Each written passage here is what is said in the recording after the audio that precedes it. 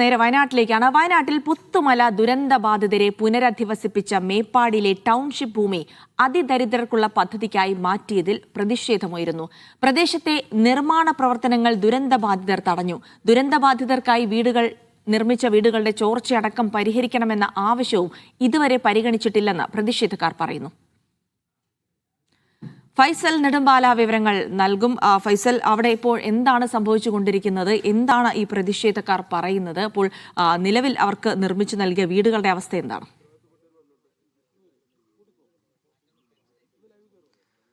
ജിൽസി, 2019 പുത്തുമലയിൽ ഉരുൾപൊട്ടൽ ഉണ്ടാകുന്നത്. 17 ജീവനുകളാണ് അന്ന് നഷ്ടപ്പെട്ടത്. 5 പേരെ ഇനിയും ആ ഒരു ദുരന്തത്തിൽ നിന്ന് കണ്ടെത്താനായിട്ടില്ല എന്നതും നമ്മൾ എടുത്തു പറയേണ്ട കാര്യമാണ്. ആ ദുരന്ത ബാധിതർക്ക് വേണ്ടി സർക്കാർ നിർമ്മിച്ചു നൽകിയ ടൗൺഷിപ്പിലാണ് ഇപ്പോൾ നമ്മളുള്ളത്. പൂത്തക്കൊലിയിൽ മാതൃഭൂമിയാണ് ഈ ഒരു സ്ഥലം ഏറ്റെടുത്തുകൊണ്ട് സർക്കാരിന് കൈമാറിയത്. 52 വീടുകളാണ് ഈ ഒരു പദ്ധതി പ്രദേശത്ത് ദുരന്ത ബാധിതർക്കായി നിർമ്മിച്ചു നൽകിയത്.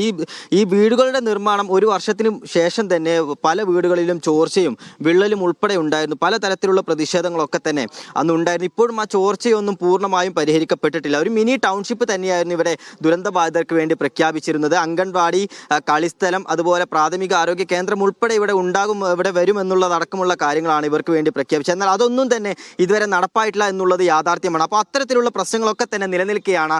ഇപ്പോൾ ഈ ഒരു ബാക്കി വരുന്ന ഭൂമി 21 അതിദാരിദ്ര്യർക്ക് എഴുതി കൊടുക്കാൻ സർക്കാർ തയ്യാറാവുന്നത്. പക്ഷേ ഇവർ ഈ ഭൂമി കൊടുക്കുന്നതിനൊന്നും ഇവരെതിരെയല്ല. പക്ഷേ ഇവർക്ക് പറഞ്ഞ വാഗ്ദാനങ്ങൾ പാലിക്കപ്പെടാതെ ഇത്തരത്തിലുള്ള ഒരു ഭൂമി പതിച്ചു നൽകുന്നത് പ്രതിഷേധാർഹമാണ് എന്നുള്ളതാണ് ദുരന്ത ബാധിതർ തന്നെ പറയുന്നത്. എന്താണ് ഇപ്പോൾ നിങ്ങളുടെ ഒരു ആവശ്യം?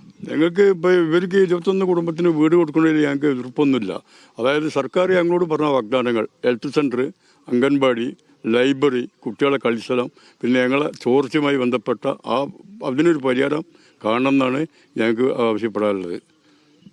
അതായത് ജിൽസി, ഈ പറയുന്ന പോലെ ഈ വീടുകളിലൊക്കെ പലതരത്തിലുള്ള പ്രശ്നങ്ങൾ ഇപ്പോഴും ഇവർക്ക് നിലനിൽക്കുന്നുണ്ട്. അപ്പോൾ ഈ പ്രശ്നങ്ങളൊന്നും പരിഹരിക്കാതെ എന്തിനാണ് സർക്കാർ ധൃതിപ്പെട്ടുകൊണ്ട് ഇത്തരത്തിലൊരു മറ്റൊരു പദ്ധതിക്ക് ഇവിടെ സ്ഥലം അനുവദിക്കുന്നത് എന്നതടക്കമുള്ള കാര്യങ്ങളാണ് ചോദിച്ചത്. ഇപ്പോൾ പല വീടുകളിൽ ഇപ്പോഴും ചോർച്ചയുണ്ട്. അതൊന്നും പരിഹരിക്കാനും തയ്യാറാവുന്നത് എന്തുകൊണ്ടായിരിക്കും ഇത്തരത്തിലൊരു മൂവ്മെന്റ് നടത്തുന്നത്?